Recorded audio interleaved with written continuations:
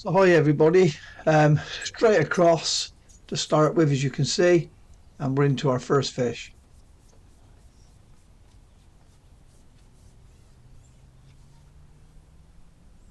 The standard attire for a cross, just got our 018 main line, 014 hook length, size 20 hook, really important because we're only fishing 4mm Coppins pellets. And as I've said before, with this sort of fishing, especially down here at Shiplate on Westpool, it's never about getting the fish in quick or anything like that. It's about getting the bite, and when you get the bite, to get them to hang on that little second, enough for you to sort of hook the fish.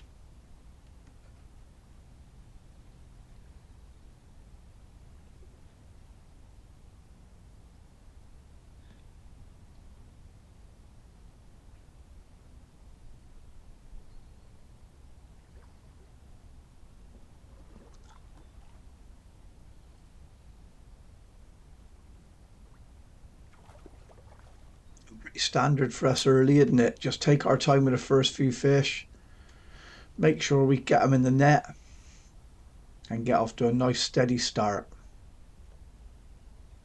Never rush.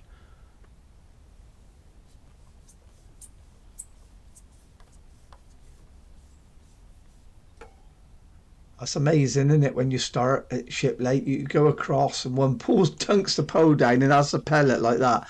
Believe me, that won't happen much more. I can tell you, they soon clue up. You get one or two early, and they are notoriously fickle.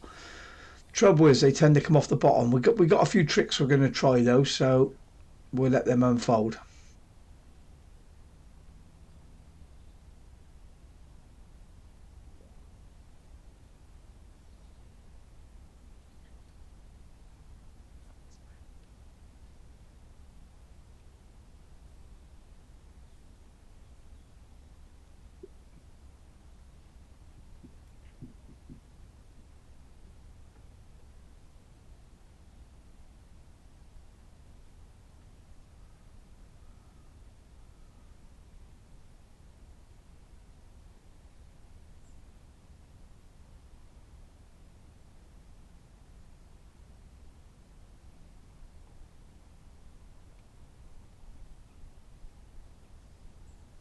And we've got our little cab pot on top there, as you can see, and we've actually switched already. What we started on 4mm pellet over 4mm pellet, and I cut a little bit of film. I think we had two or three smallish fish, but we had two or three fish, which was great to start with.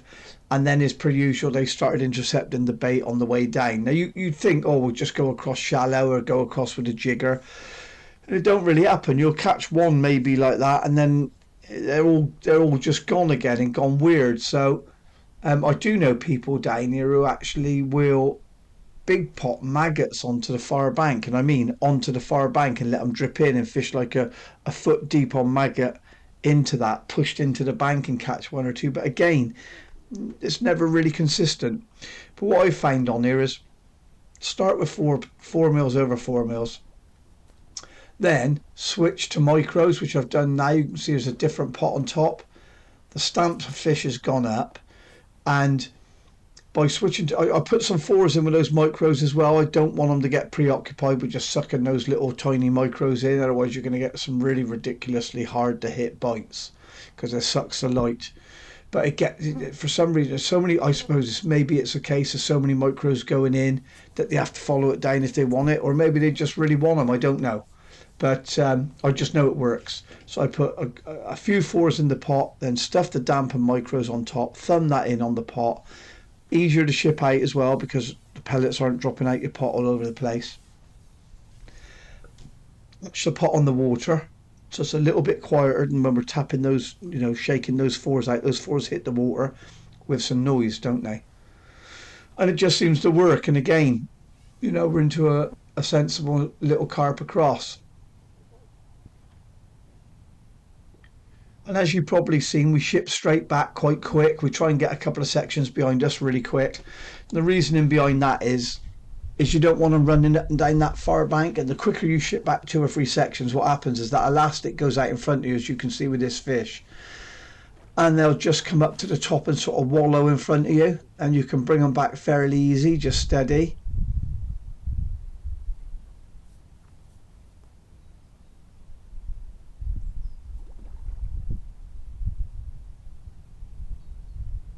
It's early days in the match, but I can't say it enough. On these snake lakes, a lot of them, especially down here at Shiplate, it's never about rushing, it's about getting the bite. And when you do, making sure you get the fish.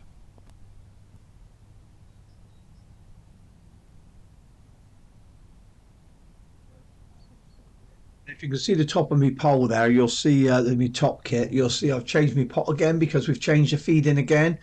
What we're putting in now is about 15 sort of 4mm and just a sprinkling, a tiny sprinkling, probably 15, 20 micros, which is nothing, I mean, between your thumb and your forefinger, you sort of just pinch them, and it's probably more than that, it's probably 40, but it's next to nothing.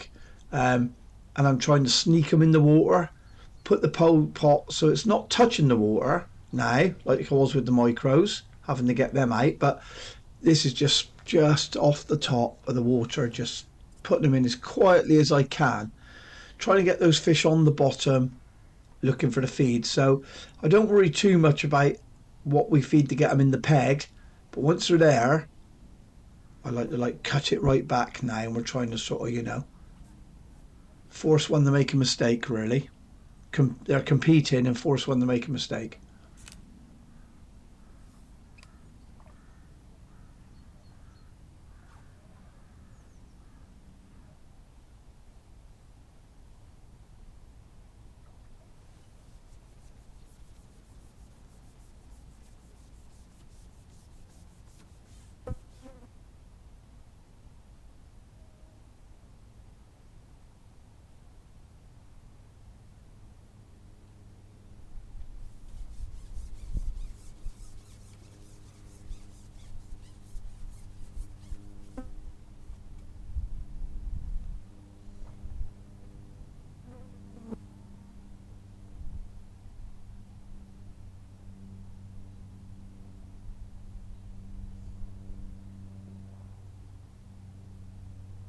Drawn a little further up the lake than I would have liked, if I'm honest, as well. We're on peg 13, which is a nice enough peg, and I've got young Luke up on me left there on 15.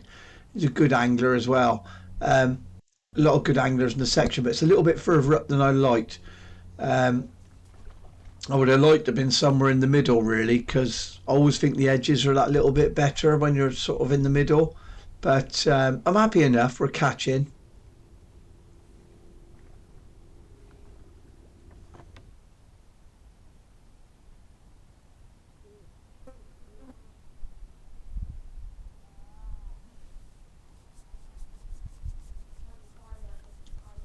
I'm actually using a point 0.2 float today, not our little point 0.1s like we normally do. And the reason is you can see where the water's a little bit lower than normal. If you see that sort of bare bank where I'm fishing over there, you can see a sort of dark patch between the water and the mud. And that mud line in that water shows you that little dark patch because that is undercut. So with the point 0.2, I just got, it takes a bit more than point 0.2 to be honest. This is one of those Drennan Crystal point 0.2s. I thought I'd try them and it seems all right actually, but it's got like quite a bit of shot underneath. It's got 5 number 10s. So I think that's a little heavier than point 0.2 to be honest. The reason I wanted that is so is that when I tap my pellets in, I tap my pellets in a sort of 8 inches away from that bank, but then push me float past that as per usual to get the sort of my pellet to be the highest up that shelf, and also so as I can, it sort of swings into the bank so I can get as tight as I possibly can to that bank.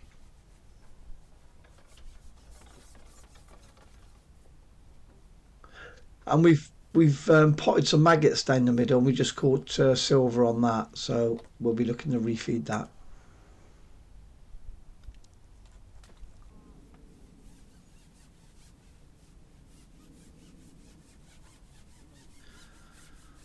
You can see a cruiser there out towards where I'm shipping as well. Then I seen one or two and I did get up off my box during the match to put a mugging rig up, but yeah, I sort of seen one or two for 10 minutes, then they sort of just disappeared. So I never really picked it up, to be honest.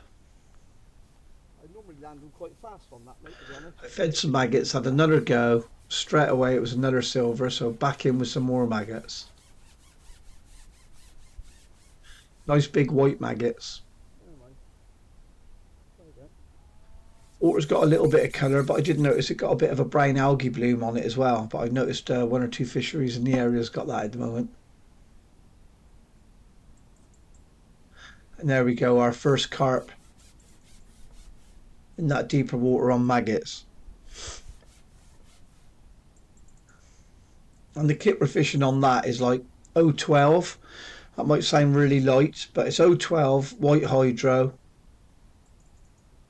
quite a heavy float. I want to get control on those maggots over it. It's just like a 4x14 rube, but it's a carbon rube. So as I can sort of, when I pop those maggots in, sometimes I can ship out and drop in on top of them and almost follow them down. And I need a bit of control on that rig. Um, and the white hydro allows me to fish that smaller hook. It allows me to fish at that angle like we are off to the left and be able to whip the pole round in front of me. Plus, if we do catch silvers, they're not coming off either. There's lots of advantages to it. It may seem, oh, that's really light, and you're going to lose fish and such. But if I lose fish, I can step up.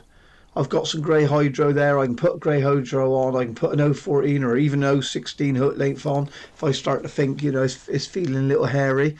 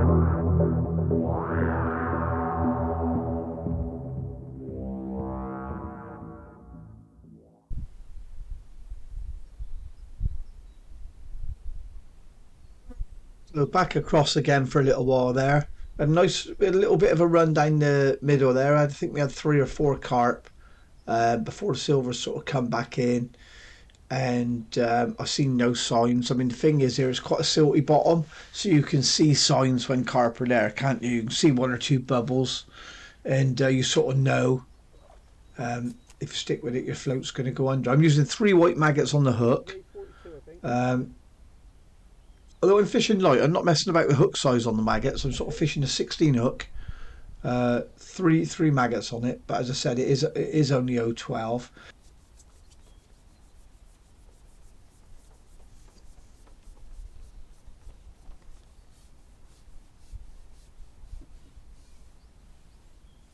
But we've gone back across, as I say, and I think that's the 2 lines we're alternating on. It's the only 2 lines we can get any sign of fish on, but we are managing to catch 1 or 2 between those 2 lines.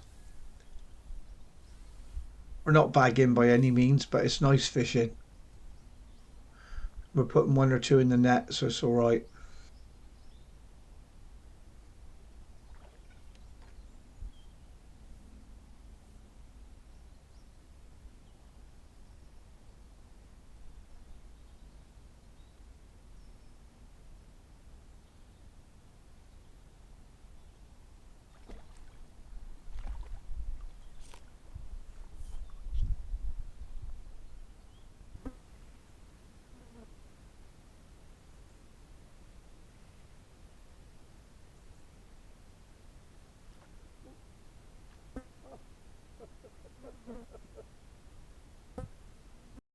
He jumped over the fucking rope and left me in the rope rut. Oh, I'll tell you what, when the devil shits vomits in your kettle, that is ridiculous, isn't it? How on earth did he do that?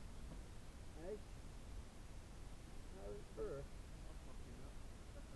Oh, that's ridiculous. Now, you couldn't do that if you tried, could you? You could try that a million times, you'd never be able to do that. Jesus. Oh, there you have it down the middle, then, wouldn't it? It's unbelievable. Um, if it weren't for bad luck, I'd have no luck at all, would I? That's the other advantage of fishing 012 as well. If you do get hooked up on a rope because a skimmer jumps over it, you can pull for the break. Tried the edges then, as you've seen, and nothing. The edges. Was a little bit disappointing because 1 or 2 people I've looked to me right and they are starting to catch down the edge. Not fast or anything, but they are catching an odd fish and they're big fish as well, sort of 8 to 10 pound. So I'm a little disappointed with my edges. Nothing at all. And Luke's the same to my left as well. Nothing. And it might be one of those days for us where we're that bit further up the lake. It might be a case of, they're not going to come into the edge. That they move out of this sort of area. So that can happen on these sort of ends of snake lakes, if you like. Happy enough, back down the middle, caught another one, so that's good. I was sort of hoping we would. I was hoping it wasn't just sort of put a few maggots in and had that little run and that was it. But that's not the case. It's great news.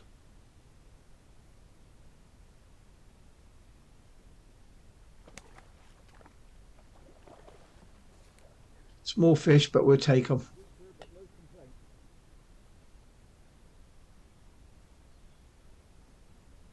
And as you could see, then I just lowered that down. That's a 4x14. We're only in 3.5 foot of water.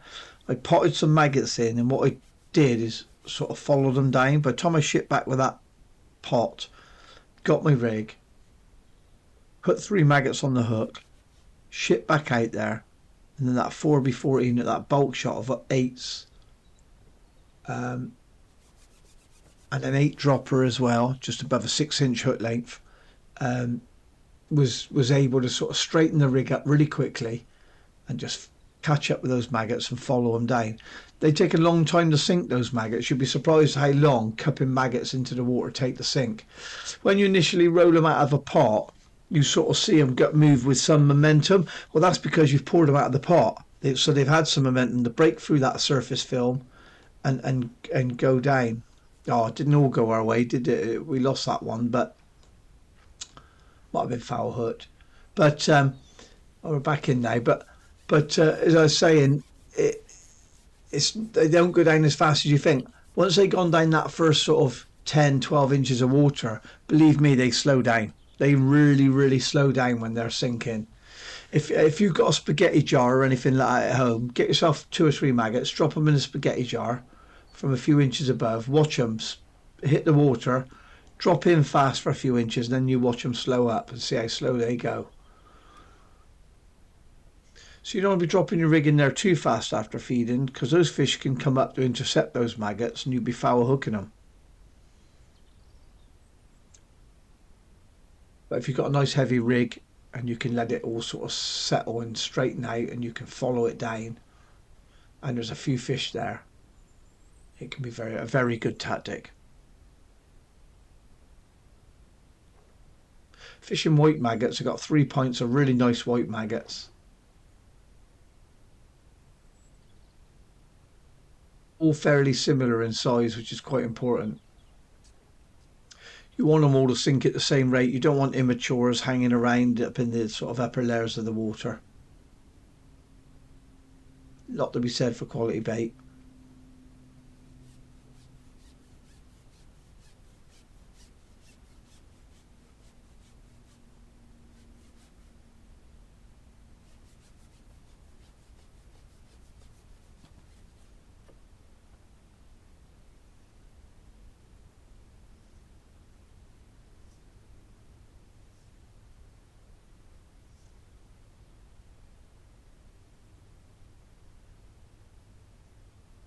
Sort of running into the last sort of quarter of the match now. And it's slowing for me and Luke, and people are catching down their edges to me right.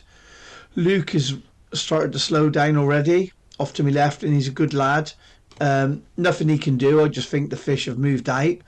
I can't get a absolute touch down the edge or on my short lines, and I got a fair few lines set up and nothing at all. So I just keep going out to that middle line, that 3.5 foot, and ticking over really. But it's one of those, isn't it? When you're catching sort of a 2-3 pound fish and you're watching somebody else sort of net a 10 pound fish, you're thinking to yourself, oh, you know, they're absolutely going to trounce me. They're going to catch, but that don't matter. It's irrelevant. You can only fish your peg, and my peg isn't showing any signs down them edges, regardless of size of fish or anything else. So all I can do is catch what I can from my peg, and that's it. It's always you against the peg. So I'm not getting lured into a sitting down the edge doing nothing sort of thing. I've had a couple of minutes on it every so often, and it's not even a liner. So I'm not falling for that. I'm just plodding away.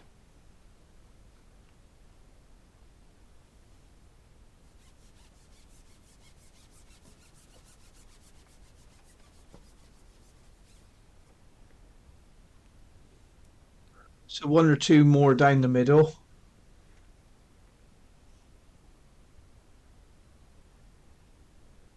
Hoping the rest of the team are doing all right. Nobody's really drawn any sort of out and out flyers, but they've drawn okay. I've got no idea how they're doing, but I'm hoping we do okay. We did. I missed the second round. This is the third round, so apologies for that. Anybody sort of following the second round? What happened was I drew far side main lake because I'd already done sort of near side main lake. So far side main lake was going to be my next section, and I drew peg 13A. nothing really happened. We fished a sort of lead, which caught well in the week. I sort of looked at the results on Facebook, seen that was the way to go. Did that for a large part of the match and really just went nowhere. But no one did around me, and the fish came really late. I have ended up with £98, which sort of sadly only put us fourth in the section. I probably should have had third. I didn't miss third by very much at all. One fish. But top two went to the first two pegs in the section, which was like pegs 10 and 11. We were never going to catch them. I walked the section actually. It was that bad halfway through, nobody catching nothing, that I walked down through the section, and Mark was sort of admitting to £100 already on peg 10. That's how sort of good the pegs 10 and 11 were on the day. A good anglers in there as well, mind. But I just sort of felt the top two places in the section had gone.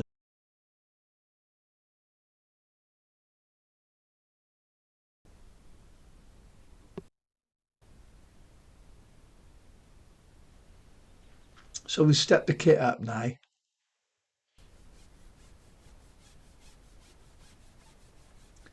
Coming really into the latter parts of the match now.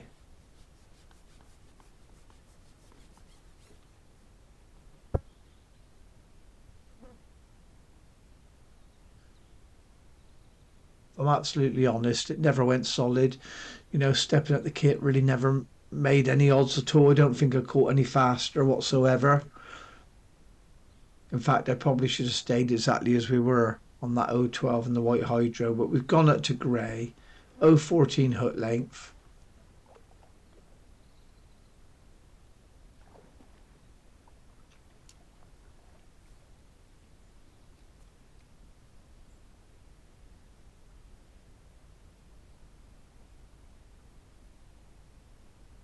Find it difficult not to look to my right where everybody down for the section sort of catching quality fish down the edge. Poor old Luke has stopped catching altogether anywhere in his peg, and I just feel they've just moved out. They've moved out of the end there really. But I was still getting one or two on this maggot line, so no complaints.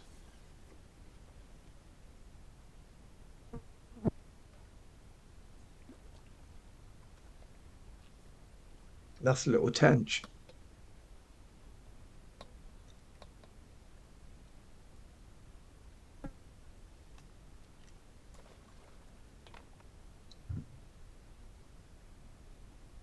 So silverfish, as we said, so that's a sort of feed and leave. So fed it, left it, gone back across. Trouble was the sun's on the water across now, and we had a little bit of shade earlier, but we have managed to catch one.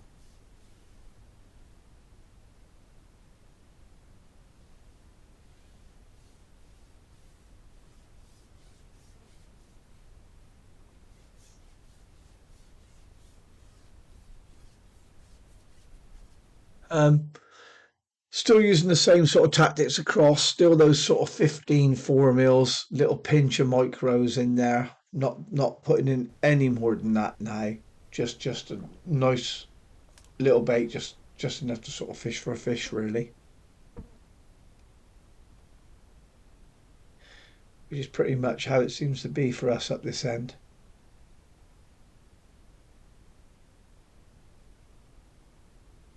Maggot line's really done us proud, hasn't it? To be honest, we haven't caught any massive fish or anything, no, but it's been quite steady.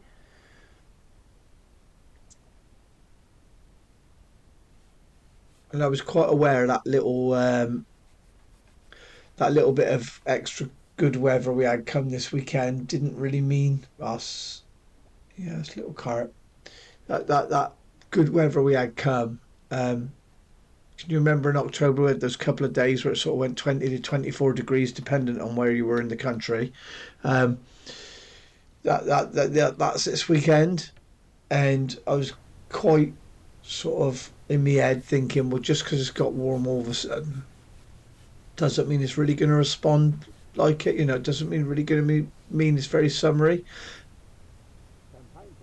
Taking me time with these fish again now. They're at a bit of a premium now, but at the same time we are still ticking over, so don't mind that. It's been quite a steady match for us. I do feel We were probably ahead in the match, the sort of first half, and then I feel like people have caught us up, but all you can do, as I've said before, is fish your peg. So that's what I've done. Tried to tick over, tried to keep putting something in the net, not done anything too silly, and hopefully we'll have some good points by the end of the match. It does seem really strange though, sort of fishing out down the middle, that 3.5 foot of water, with maggots on the hook, just trying to catch, any sort of quality fish whatsoever, a pound above, while other people are fishing down the edges for sort of, lumps.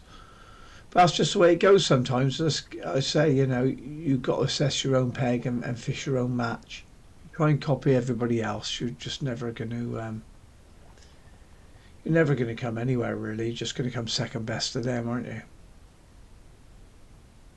Doing well, these fish down there though still. Not winter yet. Had a little replumb out there as well. I will admit, when I went to that grey hydro, I sort of went out, had a little replumb, and realised we were about 2 inches off the bottom. Those fish, putting those maggots in the pot and putting them out there, they'd actually bore all that silt out. And I've known that and seen it before. And there's some, I was kicking myself thinking, oh, how long's it been like that? You must replumb now and then, especially when you're on silty bottoms, because those fish will bore the bottom out, especially with something like live maggots. I love live maggots when it's that sort of changing of the seasons for carp. And sometimes even in the winter you can get away with big dumping maggots, because what happens is those maggots will crawl into the silt, and when they crawl into that silt, you get a big fish come along mopping up a little bit of bait, then all of a sudden it disturbs a bit of silt and the maggot pops up in front of it. And I just think it makes those big fish stay in your peg that little bit longer, makes them stay in there grubbing around, because those maggots just pop up in front of them when they're grubbing around in that silt and that. And I should have clicked a little bit earlier really that they bore it out a couple of inches. I was sort of fishing it to start about an inch on the bottom, and then plumbed up again, and suddenly find yourself 2 inches off. They bore it out 3 inches. Stay tuned, everybody. You may be as surprised as I was at the results at the end.